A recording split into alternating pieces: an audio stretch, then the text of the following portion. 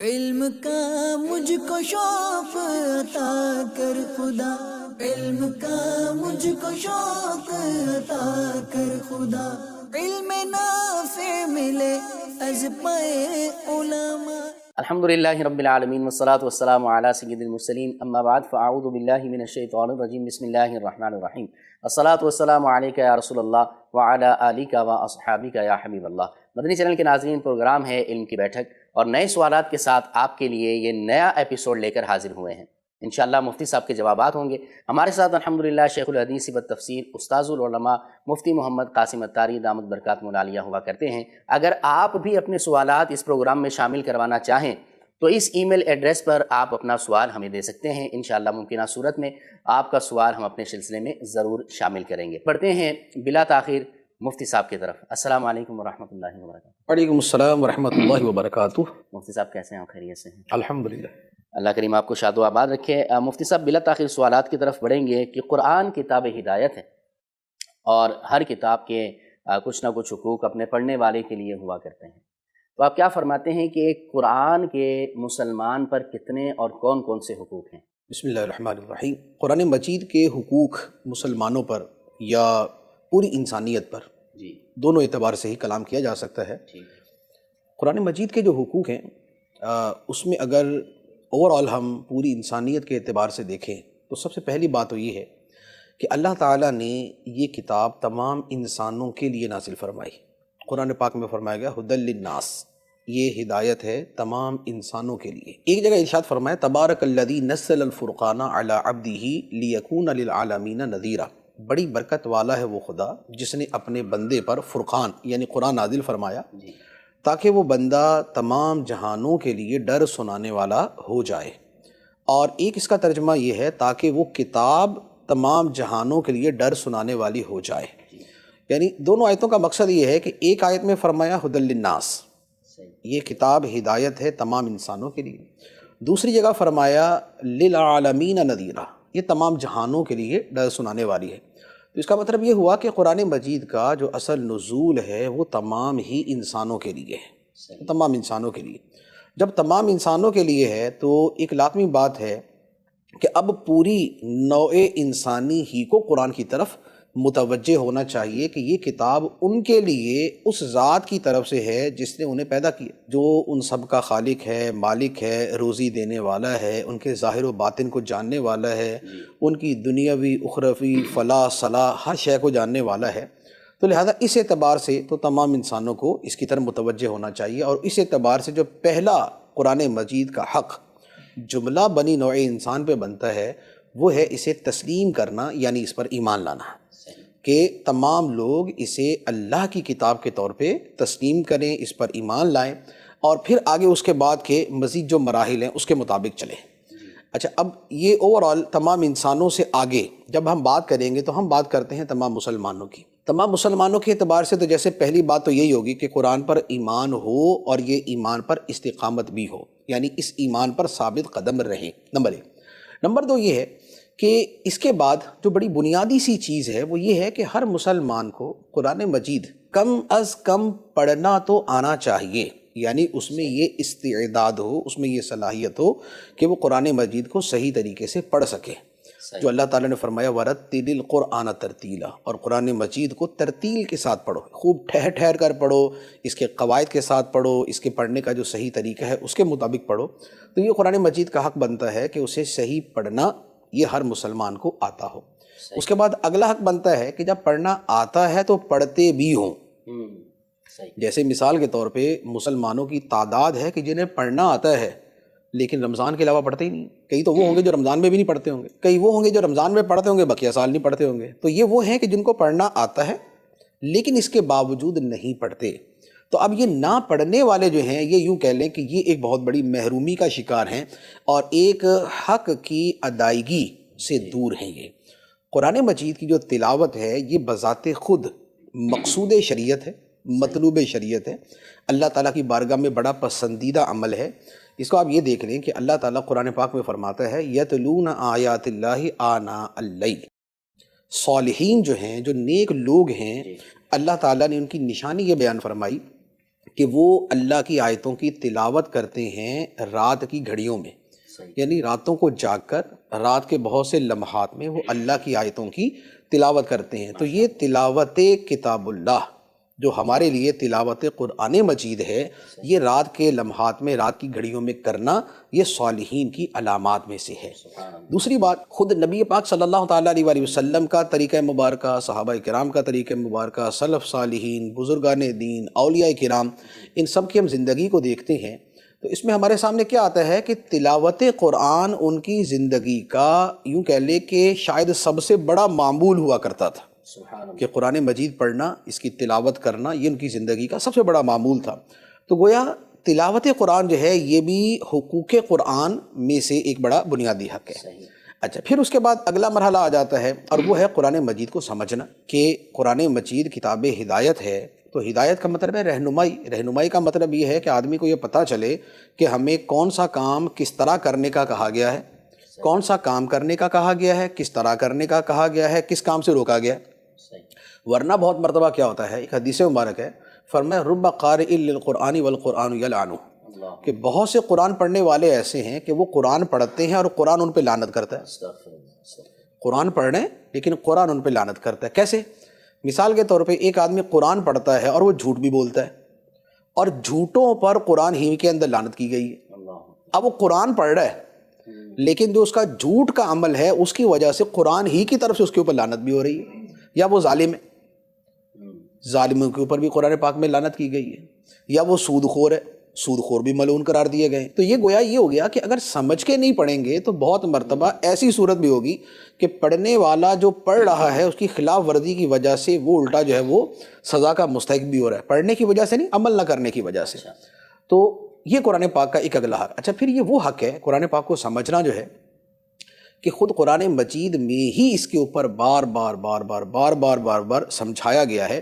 جیسے یہ آیت مبارکہ ہے جو بڑی تکرار کے ساتھ قرآن مجید کے اندر موجود ہے، سورت کے اندر موجود ہے، وَلَقَدْ يَسَّرْنَا الْقُرْآنَ لِلذِّكْرِ فَهَلْ مِن مُدَّكِرٍ، اور بے شک ہم نے قرآن کو نصیحت کے لیے آسان کیا، تو کیا ہے کوئی نصیحت حاصل کرنے والا؟ تو اب یہ جو نصیحت ہے یہ بغیر سمجھے تو اسے نہیں ملے گی۔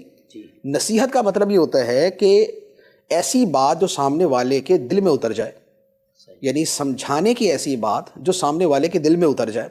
تو اب سمجھیں گے ہی نہیں تو نصیحت کس بات کی ہوئی؟ اور قرآن مجید کو اللہ تعالیٰ نے بطور خاص نصیحت کے لیے فرمایا، اور اس کے لیے لفظ ذکر ہے، لفظ نصیحت ہے، لفظ موعظہ ہے، اور اس طرح کے کئی الفاظ قرآن مجید میں۔ تو لہذا قرآن پاک کا ایک حق یہ ہے کہ اسے سمجھا بھی جائے، اس سے نصیحت حاصل کی جائے۔ پھر اس سے ایک اگلا مرحلہ آتا ہے، ایک نصیحت ہوتی ہے جسے ہم تذکر کہتے ہیں، نصیحت حاصل کرنا، اور ایک تدبر ہوتا ہے۔ تدبر جو ہے یہ تذکر سے آگے ہے۔ تذکر کا مطلب تو یہ ہے کہ آپ اللہ کی عظمت کے بارے میں پڑھتے ہیں تو آپ کے دل میں اللہ کی عظمت جو ہے وہ پیدا ہوتی ہے، اس کا ایک ایمان آپ کا جو ہے وہ اس سے ایک بیدار ہوتا ہے۔ آپ جنت اور جہنم کے بارے میں پڑھتے ہیں تو جنت کی رغبت بڑھتی ہے، جہنم سے بچنے کا ذہن بنتا ہے۔ یہ سب تذکر ہے، آپ نے نصیحت حاصل کی۔ تدبر یہ ہے کہ اس کی باریکیوں تک پہنچنا۔ اچھا، باریکیوں تک پہنچنا وہ کہ جو بڑے بڑے مفسرین، آئمہ دین، مجتہدین کرام اور علم الکلام کے ماہرین جو اللہ کی ذات، اللہ کی صفات، اللہ کی شانوں اور دیگر عقائد اسلامیہ اور مسائل شرعیہ کے حوالے سے غور و خوض کر کے قرآن پاک سے ان چیزوں کا استنباط کرتے ہیں، قرآن سے ان کو ثابت کرتے ہیں، تو یہ تدبر ہے۔ یہ اگلا مرحلہ ہے۔ تدبر سب کے لیے نہیں ہے، اس کے لیے اہلیت چاہیے، اس کے لیے صلاحیت چاہیے، اس کی ایک اپنی ڈیٹیل ہے۔ تو اب آپ یہ سمجھیں کہ آپ دیکھیں کہ بالترتیب جو ہے نا یہ ساری چیزیں، قرآن مجید پر ایمان ہو، قرآن مجید پڑھنا آتا ہو، پڑھنے کے بعد اس کی تلاوت کرتا بھی ہو، پھر اس کے بعد وہ اسے سمجھے بھی، پھر اس کے ساتھ ایک اور اہم چیز، اور وہ بڑی واضح سی ہے لیکن اسے دوری بھی اتنی ہی زیادہ ہے، وہ ہے کہ بھائی جو پڑھا سمجھا ہے اس پہ عمل بھی کرنا ہے۔ یعنی قرآن پاک بنیادی طور پر کتاب عمل ہے، اس کا علم عمل کے لیے۔ قرآن پاک میں 100 مرتبہ نماز کا کہا ہے یا 700 مرتبہ، یہ معلومات کسی کو ہیں یا نہیں، فرق اس سے نہیں پڑتا۔ فرق اس سے پڑے گا کہ بھئی وہ جو فرمایا نماز قائم کرو وہ کی یا نہیں کی، ٹھیک ہے۔ قرآن پاک کے اندر کوئی حکم 11 مرتبہ ہے یا 21 مرتبہ یا 31 مرتبہ، یہ آپ کی معلومات تو ضرور ہو سکتی ہیں، یہ معلومات ایک اعتبار سے قرآن سے متعلق ہے تو بڑی اچھی چیز ہے، لیکن وہ جو 11 مرتبہ کہا یا 21 مرتبہ کہا، جو فرمایا گیا اس پہ عمل بھی ہے یا نہیں؟ تو قرآن پاک کا جو مین مرحلہ ہے وہ ہے عمل۔ توکل کا فرمایا تو دل میں توکل ہونا چاہیے، صبر کا فرمایا تو دل میں صبر ہونا چاہیے، شکر کا فرمایا تو زندگی میں شکر ہونا چاہیے، سود سے منع کیا تو سود سے بچنا چاہیے، حرام کھانے سے منع کیا تو حرام کھانے سے بچنا چاہیے۔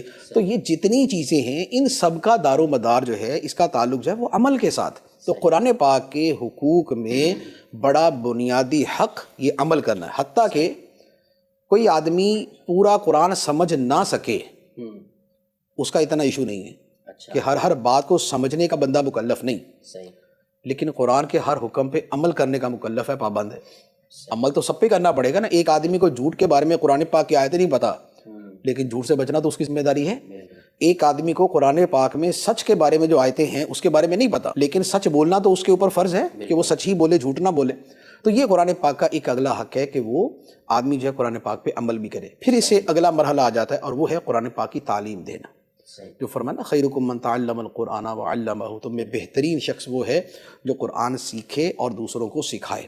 تو اب قرآن مجید کا پڑھنا دوسرے کو سکھانا یا قرآن مجید کا معنی و مفہوم دوسرے کو سکھانا، اب وہ سکھانا تقریری صورت میں ہو یعنی بول کر ہو، یا تحریری صورت میں ہو کہ لکھنے کے انداز میں ہو، تو پھر یہ سب چیزیں جو ہے یہ قرآن کو پھیلانے میں آ جاتی ہیں۔ تو یہ ساری جتنی میں نے چیزیں بیان کی ہیں، ایک اعتبار سے یہ ساری چیزیں سنت بھی ہیں، ٹھیک ہے، درجہ بدرجہ اس کا فرق ہے کہ قرآن پر ایمان سنت ہے لیکن وہ سنت ایمانی ہے، یعنی کہ وہ ایمان کا طریقہ ہے، ٹھیک ہے نا، وہ طریقہ دین ہے، وہ طریقہ ایمان ہے۔ اس کے بعد قرآن پاک پڑھنا سنت، قرآن پاک سمجھنا سنت، قرآن پاک پر عمل کرنا سنت، قرآن پاک کی تعلیم دینا سنت، اور یہ سنت سرکار دو عالم صلی اللہ تعالیٰ علیہ وآلہ وسلم کی بھی ہے، اور آپ کے علاوہ یوں کہہ لیں کہ یہ صحابہ کرام، یہ تابعین، یہ تبع تابعین، یہ ائمہ مسلمین، یہ مجتہدین، یہ مفسرین، یہ بزرگان دین، یہ اولیاء کرام، یہ صوفیاء عظام، یہ ان سب کی سنت، ان سب کا طریقہ ہے۔ تو یہ قرآن مجید کے حقوق کا ایک خلاصہ ہے۔ تو یہ بنیادی طور پہ قرآن پاک کے ہر بندے پر اور مسلمان پہ حقوق بنتے ہیں۔ جزاک اللہ خیر۔ مفتی صاحب یہ ارشاد فرمائیے گا کہ قرآن کو پڑھیں تو ترجمے کے ساتھ پڑھیں بغیر ترجمے کے پڑھیں؟ بعض لوگ اس پر جو ہے نا وہ کافی بات کرتے ہیں، آپ کیا فرماتے ہیں کہ بغیر ترجمے کے قرآن پڑھنا بھی فائدہ دیتا ہے یا ترجمے کے ساتھ ہی پڑھا جائے، کیا بہتر ہے؟ دونوں صورتیں مفید ہیں۔ قرآن مجید بغیر ترجمے کے پڑھنا بھی ثواب ہے، ترجمے کے ساتھ پڑھنا اس سے زیادہ ثواب ہے۔ دیکھیں نبی پاک صلی اللہ تعالیٰ علیہ وسلم نے ارشاد فرمایا کہ قرآن مجید کا ایک حرف پڑھنے پر 10 نیکیاں ہیں، اور میں نہیں کہتا کہ الف لام میم یہ ایک حرف ہے، بلکہ الف ایک حرف ہے، لام دوسرا حرف ہے، میم تیسرا حرف ہے، ٹھیک۔ اب الف لام میم کے پڑھنے پر ثواب ہے، اس کا معنی آپ کو پتہ ہے؟ نہیں پتہ نا، تو اس کا مطلب یہ ہوا کہ معنی نہیں پتہ تب بھی پڑھنے میں ثواب ہے۔ اور نبی پاک علیہ الصلوۃ والسلام نے مثال بھی الف لام میم کی دی ہے۔ تو یہی معاملہ پورے قرآن کا ہے کہ پورا قرآن مجید آپ جہاں سے بھی پڑھیں گے آپ کو اس کے ہر حرف کے اوپر نیکی ثواب ملے گا۔ اچھا، نبی پاک علیہ الصلوۃ والسلام نے فرمایا کہ جو قل هو اللہ شریف کو ایک مرتبہ پڑھتا ہے تو یہ 1/3 قرآن کے برابر ہے، یعنی 3 مرتبہ پڑھے تو یہ ایک قرآن مجید پڑھنے کے برابر ہے۔ کیا اس میں یہ ہے کہ وہ سمجھ کے پڑھے تو ہی یہ ثواب ملے گا، ویسے ثواب نہیں ملے گا؟ ایسا نہیں ہے، مطلقاً فرمایا ہے، یعنی قید نہیں ہے کہ سمجھ کے ہی پڑھے، بغیر سمجھے پڑھے گا تو بھی یہی ثواب ملے گا پورے قرآن کا۔ اس کے علاوہ جتنی بھی وہ آیتیں صورتیں کہ جن کے فضائل بیان کیے گئے اس میں کہیں بھی سمجھنے کی شرط نہیں ہے، یعنی سمجھنا ساتھ میں ہے تو نور علی نور، نور قرآن اور نور فہم قرآن، نور علی نور، لیکن یہ شرط نہیں ہے کہ اگر کوئی سمجھا نہیں تو اس کے لیے اس کا فائدہ ہی کوئی نہیں، اس کا ثواب ہی کوئی نہیں۔ جتنی بھی آیات پڑھنے کا فرمایا گیا، سورہ حشر کی آیتیں ہیں، فرمایا کہ جو صبح پڑھے گا 70,000 فرشتے شام تک اس کے لیے دعا کرتے، جو شام کو پڑھتا ہے 70,000 فرشتے صبح تک اس کے لیے دعا کرتے۔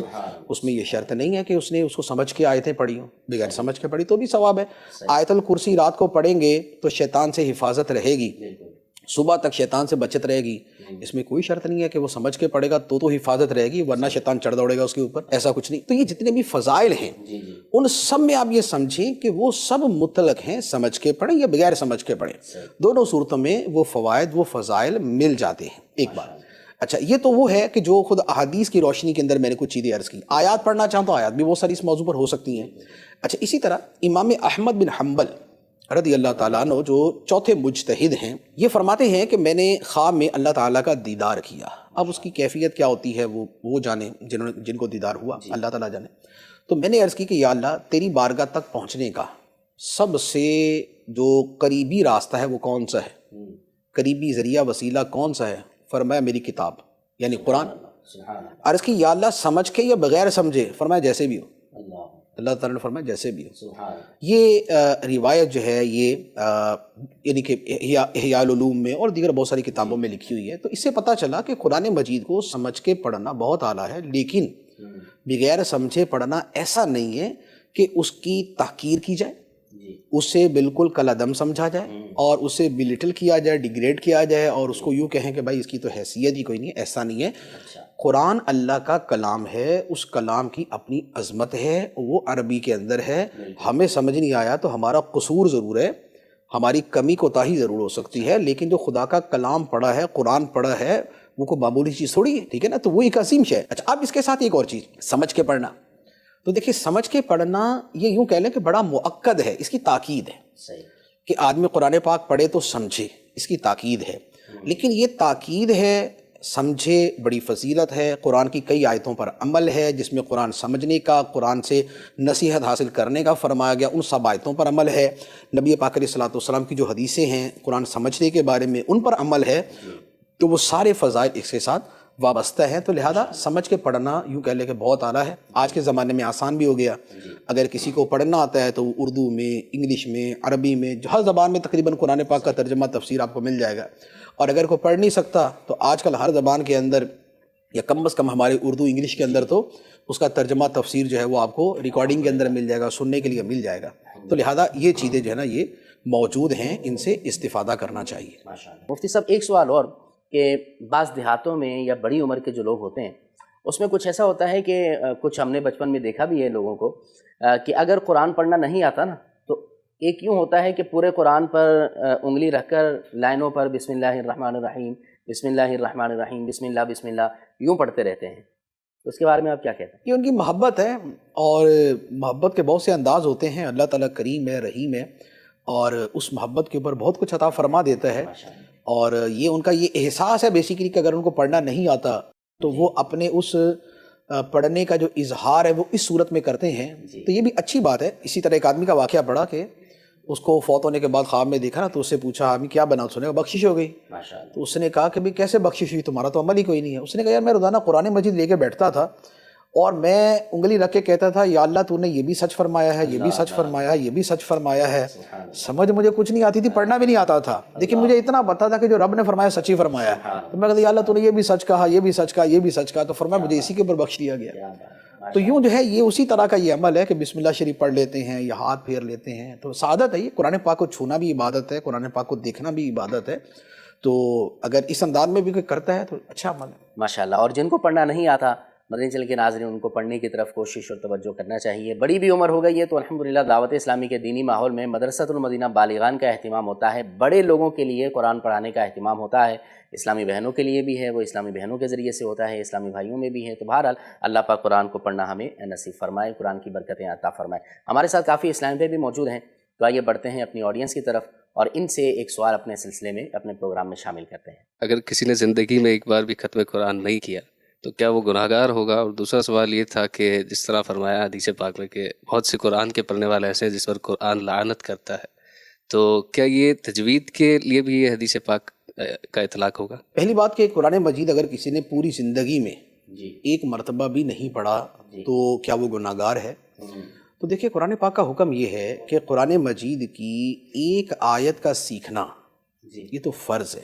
اچھا. کیونکہ ایک آیت کے بغیر نماز ہی نہیں ہوتی.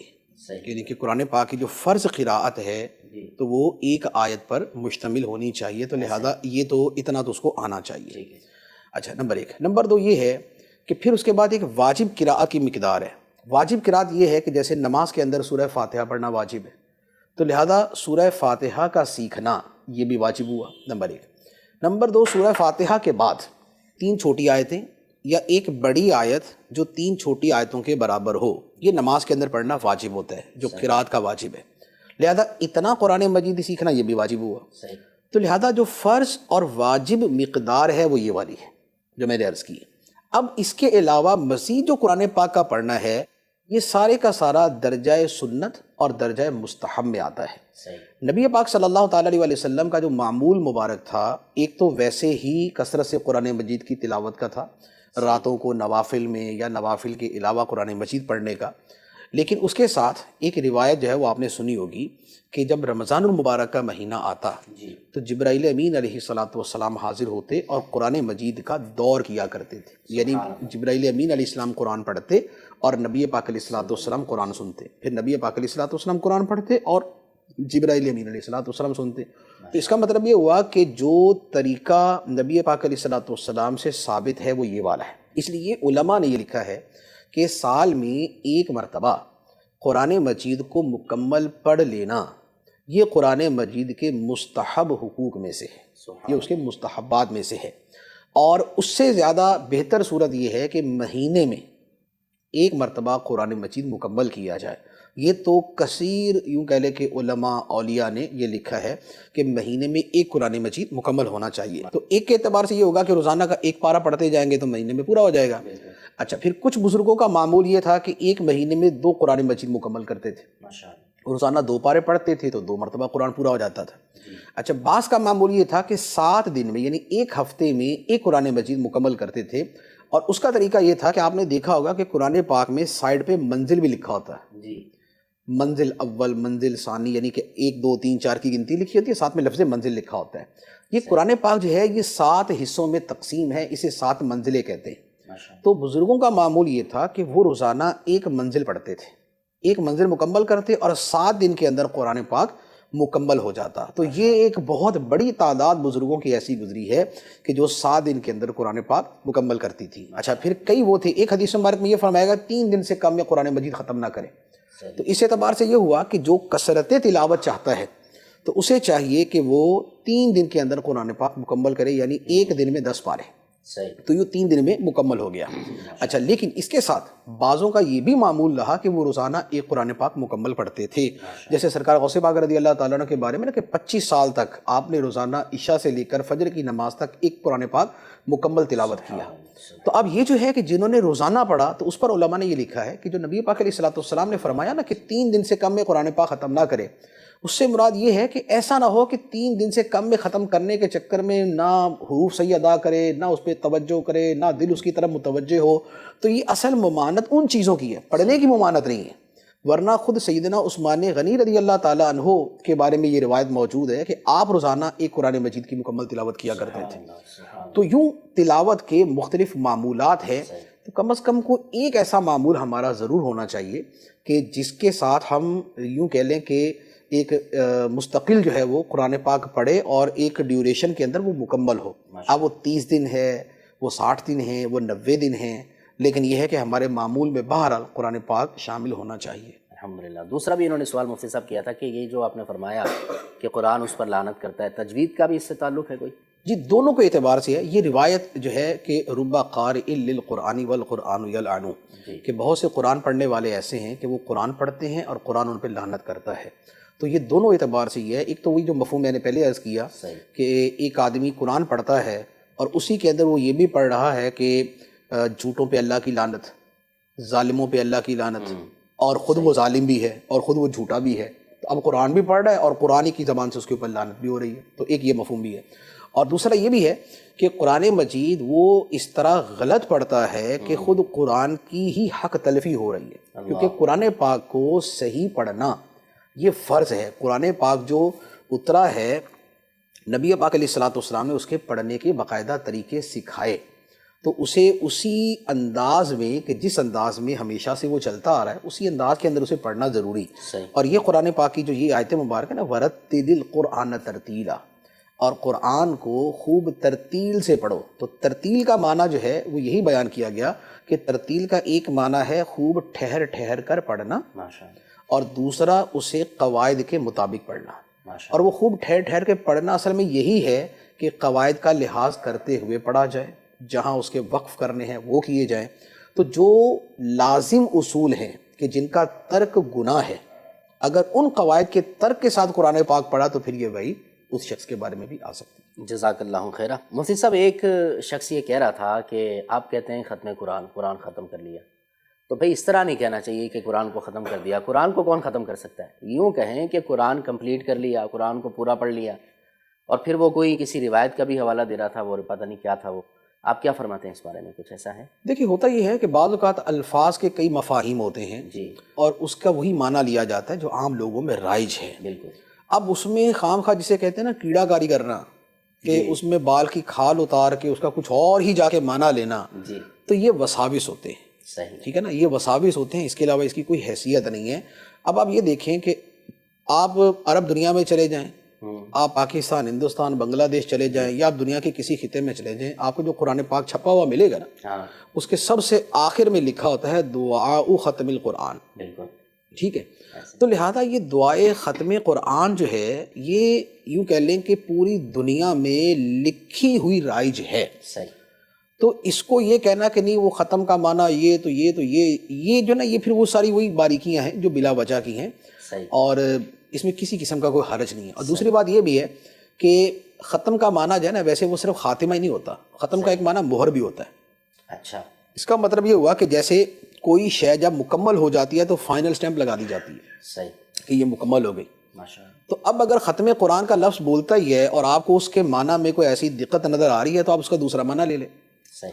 کہ ختم قرآن کا مطلب یہ ہوا کہ گویا یہ اس کی تلاوت مکمل ہو کے اس پہ مہر لگی کہ یہ اب اس کا کام کمپلیٹ ہو چکا. تو یہ وہی کمپلیشن والی بات ہوگی. تو یہ اس طرح کی چیزوں میں نا، وہ یوں کہہ لیں کہ اتنا دقت میں جانا نہیں چاہیے، ورنہ وہ الفاظ پکڑ کے نا پھر آدمی پریشان ہو جاتا ہے. الفاظ بہت سارے ہوتے ہیں. جیسے وہ ایک ابھی کچھ عرصہ پہلے وہ ایک لفظ چلا تھا انشاءاللہ. تو انشاءاللہ جو لکھا جاتا ہے، اس کو الف نون علیحدہ لکھے ان، اور شاء اللہ یہ جدا لکھے. اچھا، اب لوگوں میں رائج ہے کہ وہ انشاءاللہ یوں بھی لکھتے ہیں، الف نون شین، نون اور شین کو اکٹھا لکھ دیتے ہیں. تو اب اس کے اوپر جو ہے نا اچھا خاصا شور ہو گیا، اوہ یار یہ کیا کر دیا. انشاء کا مطلب ہوتا ہے پیدا کرنا، تو انشاء اللہ کا مطلب جو ہے نا کچھ اور ہی بن گیا. حالانکہ انشاء کا مطلب پیدا کرنا بھی ہو تب بھی اسے کوئی فرق نہیں پڑا. ٹھیک ہے، اللہ نے مخلوق کو پیدا کیا، کیا اس کے اندر یعنی کہ فعل ہے. عربی زبان میں فعل کی نسبت فاعل کی طرف بھی ہوتی ہے، مفعول کی طرف بھی ہوتی ہے. انشاء الخلق کا مطلب ہے مخلوق کو بنانا، اور انشاء اللہ کا مطلب ہے اللہ کا مخلوق کو بنانا. تو فعل کی نسبت فاعل کی طرف بھی ہو سکتی ہے، مفعول کی طرف بھی ہو سکتی. تو یہ تھوڑا سا یوں کہہ لیں کہ بس وہ پھر تھوڑا سا بندہ جب زیادہ اس طرح کی چیزوں میں پڑتا ہے نا تو پھر وہ زیادہ میں اتر جاتا ہے. اس کے اندر اتنا جانا نہیں چاہیے.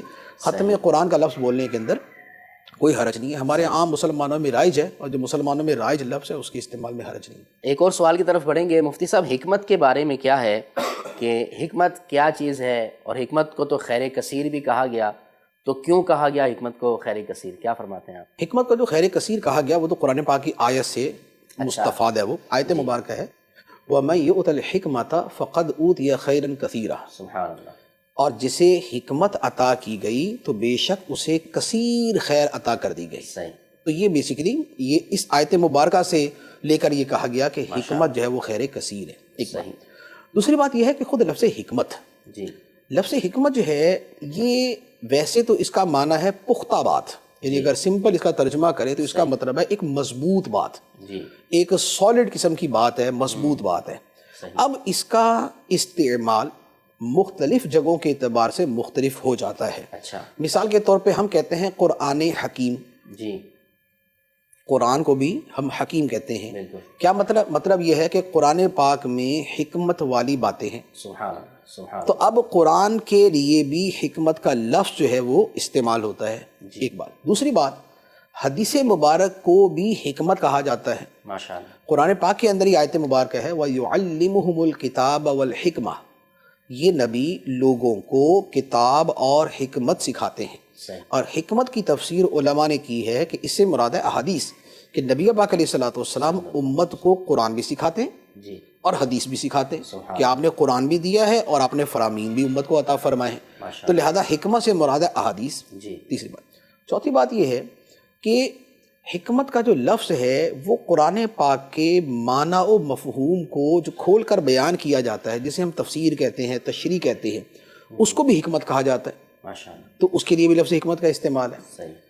لیکن ویسے مجموعی طور پہ جو حکمت کہا جاتا ہے وہ کہا جاتا ہے کہ حکمت دانش مندی کی، سمجھداری کی ایسی بات کہ جس کے پیچھے یا تو کوئی مضبوط تجربہ ہو، یا تو بہت اچھا تجربہ ہو، یا کوئی مشاہدہ ہو، اور یا اس کے پیچھے کوئی اور مضبوط قسم کی دلیل ہو۔ صحیح۔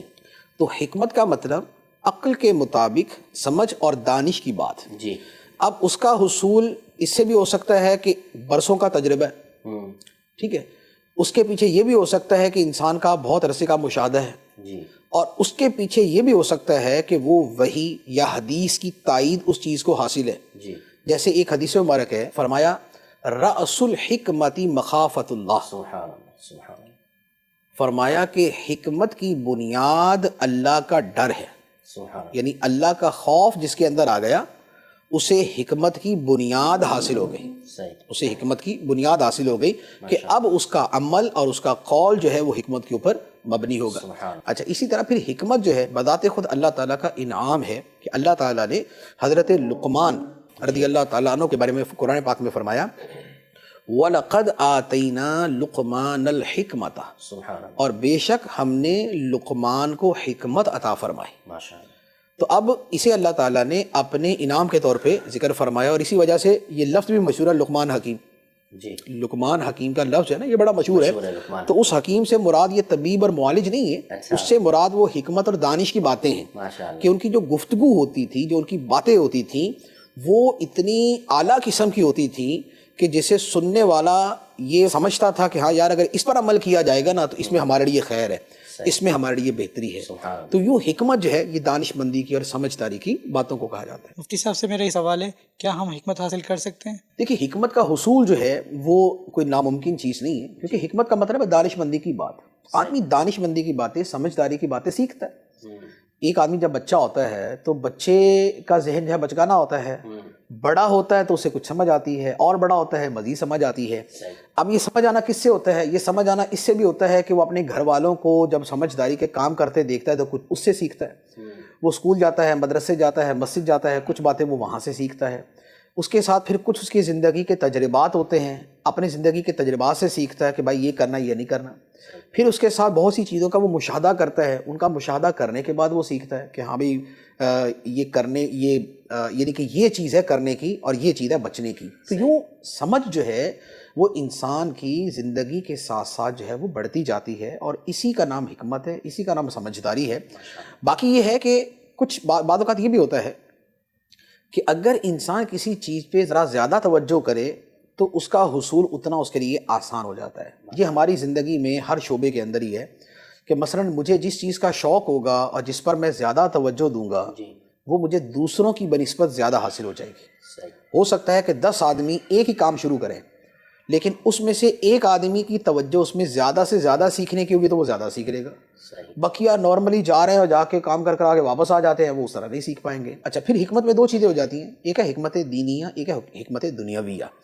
حکمت دینیہ وہ ہے کہ دینی امور کے اندر بندے کی سمجھ بوجھ، اور حکمت دنیاویہ یہ ہے کہ دنیاوی کاموں کے اندر انسان کی سمجھ بوجھ۔ دنیاوی کاموں میں جو سمجھ بوجھ ہے اس کا آج تک کا مشاہدہ یہ ہے کہ انسان سب سے زیادہ تجربے سے سیکھتا ہے، جبکہ اس کا سیکھنے کا ذہن ہو، ورنہ بار بار ٹھوکر کھاتا رہتا ہے اور پھر دوبارہ وہیں جا کے ٹکر مارتا ہے۔ تو اگر سیکھنے کا ذہن ہوگا نا تو ایک مرتبہ کی غلطی کے بعد دوسری مرتبہ وہ غلطی نہیں کرے گا۔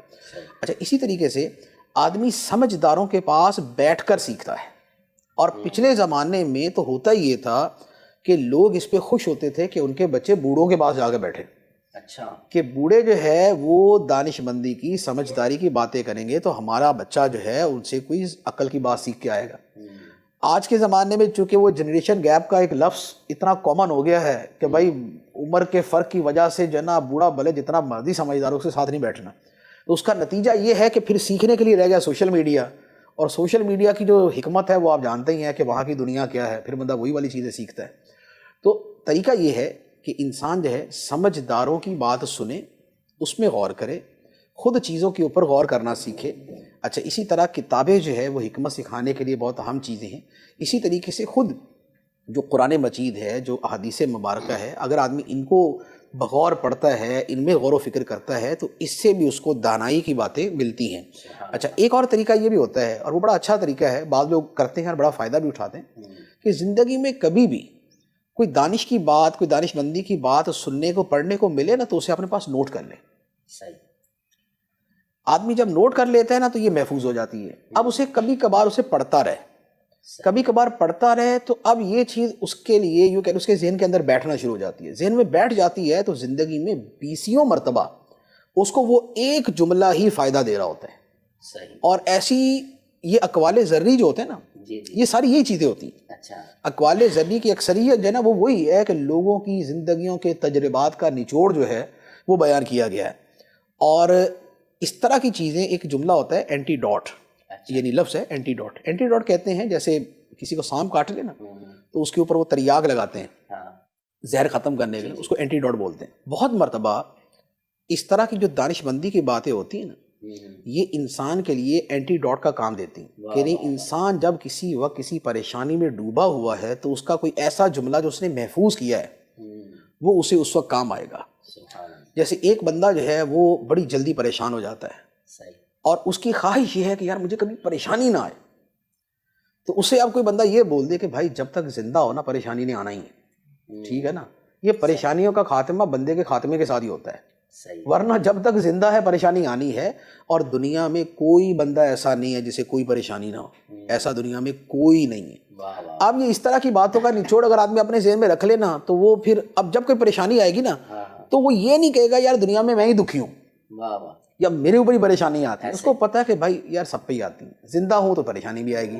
تو یوں اس طرح کے چھوٹے سے جملے جو ہے وہ اسے یوں کہہ لے کہ بہت سی چیزوں سے، بہت سی تکالیف سے نجات دے دیتے ہیں۔ آپ کا ایک جملہ تھا مفتی صاحب، ناظرین میں آپ سے بھی شیئر کرنا چاہوں گا، کچھ چیزیں میں نے بھی مفتی صاحب کی نوٹ کی ہوئی ہیں۔ آپ نے ایک پروگرام کے دوران فرمایا تھا کہ مصیبتیں اور پریشانیاں چھوٹے آدمی کو کھا جاتی ہیں اور بڑے آدمی کو بنا جاتی ہیں۔ تو یہ کئی جگہوں پر اس نے مجھے جملے نے فائدہ دیا۔ یہ حقیقت ہے، یہ پریشانیاں جو ہے وہ چھوٹے آدمی کو کھا جاتی ہیں، بڑے آدمی کو بنا جاتی ہیں۔ اسی طرح ایک اور جملہ تھا کہ خوش رہنے کا طریقہ یہ ہے کہ جو شے تمہیں پسند ہے اسے حاصل کر لو، اچھا، یا جو تمہیں حاصل ہے اسے پسند کر لو۔ واہ واہ، ٹھیک ہے، ایک آدمی اپنے گھر میں رہتا ہے، اب اسے وہ گھر ہی پسند نہیں ہے، وہ کبھی خوش نہیں ہو سکتا، اسے گھر پسند نہیں ہے تو وہ خوش نہیں ہو سکتا، وہ اسی میں کوڑتا رہے گا یار میرا گھر ویسا نہیں ہے۔ تو بھائی جیسا پسند ہے نا ویسا گھر لے لو، اچھا، اور اگر ویسا گھر نہیں لے سکتے، اگر ویسا گھر نہیں لے سکتے تو پھر جو ہے اسی کو پسند کر کے بیٹھ جاؤ، کم از کم اپنا جینا تو تنگ نہیں کرو۔ کیا بات۔ تو یوں اس طرح کی بہت سی چیزیں ہوتی ہیں۔ اللہ پاک ہمیں عمل کی توفیق عطا فرمائے۔ مفتی صاحب حکمت پر بات چل رہی تھی، اچھا بعض لوگ کہتے ہیں کہ ہمیں فلاں حکم کی حکمت بتا دیں، دین کے اندر یہ حکم ہے تو اس کی حکمت کیا ہے، تو دین کے احکامات کی حکمتیں پوچھا کرتے ہیں، تو کیا یہ پوچھنی چاہیے؟ کیا بینگ اے مسلم ہمیں احکامات کی حکمتیں پتہ ہونی چاہیے؟ کیا فرماتے ہیں آپ؟ دین کے احکام کی حکمتیں معلوم ہونا یوں کہہ لیں کہ ایک قسم کا فیشن سا بن گیا ہے جی، جب حکمت بیان کی جائے، ورنہ دین کا جو بنیادی حکم ہے وہ یہ ہے انما کان قول المؤمنین اذا دعوا الی اللہ ورسولہ لیحکم بینہم ان یقولوا سمعنا واطعنا، سبحان اللہ، یعنی فرمایا کہ مومنوں کی بات جب انہیں اللہ اور اللہ کے رسول کے حکم کی طرف بلایا جائے تو مومنوں کا قول یہ ہوتا ہے کہ ہم نے سن لیا اور مان لیا۔ صحیح۔ تو بندہ مومن جب اللہ رسول پہ ایمان لا چکا، اب اس کے بعد جو اس کا کام ہے وہ ہے ہر حکم پہ سر تسلیم خم کر دینا، اپنا سر جھکا لینا، اسے مان لینا۔ اب اس کے بعد حکمتوں کا معلوم ہونا، یہ آپ یوں کہہ لیں کہ ایک ایڈوانٹیج تو آپ کہہ سکتے ہیں کہ بھائی ایک اچھی بات ہے، مزید اس کو فائدہ ہو جائے گا، لیکن اس کی ٹو میں پڑنا اور اس کے پیچھے زیادہ لگنا بعض اوقات کئی وساوس کا شکار کر دیتا ہے، کیونکہ ہمیں دین کے احکام کی تمام حکمتوں کا ادراک نہیں ہو سکتا۔ اس لیے اب اگر ہر حکم کے پیچھے ہم حکمت تلاش کرنے جائیں گے تو ہو سکتا ہے کہ کسی جگہ جا کے حکم تو ہمارے سامنے ہو، حکمت سمجھنا ہے، صحیح، اب وہاں کیا ہوگا، بندہ بولے گا کہ یار اس حکم کے پیچھے تو حکمت ہی کوئی نہیں ہے، تو یہاں جا کے گڑبڑ ہو سکتی ہے۔ لیکن اوورآل یہ ہے کہ بہرحال اگر کسی دین کی حکم کی حکمت سمجھ آتی ہے یا کوئی بتا دیتا ہے تو بڑی خوبصورت بات ہے۔ عام طور پہ لوگوں کا عمل کا جذبہ جو ہے اس سے بڑھ جاتا ہے۔ کسی کو یہ کہا جائے کہ بھائی اگر تم رکوع جو ہے اگر طویل کرو گے تمہیں کمر درد نہیں ہوگا کبھی، اچھا، کیونکہ رکوع اگر لمبا کیا جائے تو یہ کمر کے کئی امراض کا یہ علاج ہے۔ اچھا، اسی طریقے سے اگر سجدہ طویل کیا جائے تو ایسے آدمی کو یہ ڈپریشن اور جو اس طرح کے مسائل ہیں وہ نہیں ہوتے. سبحان اللہ. اس کے پیچھے وجہ یہی ہے کہ اس کا دوران خون جو ہے وہ پورا سرکولیٹ کرتا ہے اس کے سر کے اندر, تو لہٰذا وہ ڈپریشن وغیرہ والی چیزیں نہیں ہوتی اس کے ساتھ. اچھا, اسی طریقے سے جو 5 وقت وضو کرتا ہے تو بہت سی بیماریوں سے ویسے ہی محفوظ ہو جاتا ہے کہ جب وہ اپنا منہ دھوئے گا, اپنا گلا دھوئے گا, ناک یہ وہ سب دھوتا ہے تو جراثیم ویسے خود ہی دھل جاتے ہیں. تو اب اگر یوں اس انداز کے اندر کسی کے سامنے حکمت بیان کی تو عام طور پہ ہوتا یہ نا کہ لوگ اس طرح کی چیز کو سن کے جی فوراً جب وہ کرتے ہیں ہاں یار یہ فائدہ تو ہے, ٹھیک ہے نا. لیکن یہ ہے اصل یہ ہونا چاہیے کہ عمل یوں ہو کہ بھائی دین کا حکم ہے, میں نے عمل کرنا ہے, اللہ تعالیٰ کا حکم ہے, میں نے عمل کرنا ہے, نبی پاک علیہ الصلوۃ والسلام نے کرنے کا فرمایا ہے, ہمیں اس پہ عمل کرنا ہے. اب اس کے بعد حکمت سمجھ آ جائے یا کوئی بتا دے تو اسے ایک اضافی فائدے کے طور پہ تو سمجھے, لیکن اسے یہ نہ کہے کہ بھئی حکمتیں پتہ چلیں گی تو ہی ہمارا جذبہ بیدار ہوگا. حکمت پتہ نہیں چلی تو جذبہ بیدار نہ ہوا تو پھر عمل حکمت پہ ہوا, دین کے حکم پہ تو نہ ہوا. تو یہ تھوڑا سا خیال کرنا چاہیے. جی مدنی چینل کے ناظرین, الحمدللہ کثیر سوالات کے جوابات, بڑے تسلی بخش جوابات مفتی صاحب نے الحمدللہ دیے ہیں, آپ نے بھی سنے ہوں گے. انشاءاللہ عز و جل اگلے پروگرام میں نئے سوالات کے ساتھ آپ کے لیے ایک نیا ایپیسوڈ لے کر آئیں گے. جب تک کے لیے اجازت دیجیے اور مدنی چینل دیکھتے رہیے, مدنی چینل دیکھنے کی دعوت کو بھی عام کرتے رہیے. صلو علی الحبیب صلی اللہ تعالی علی محمد صلی اللہ علیہ وسلم. علم کا مجھ کو شوق عطا کر خدا, علم کا مجھ کو شوق عطا کر خدا, علم نافع ملے از پائے علماء.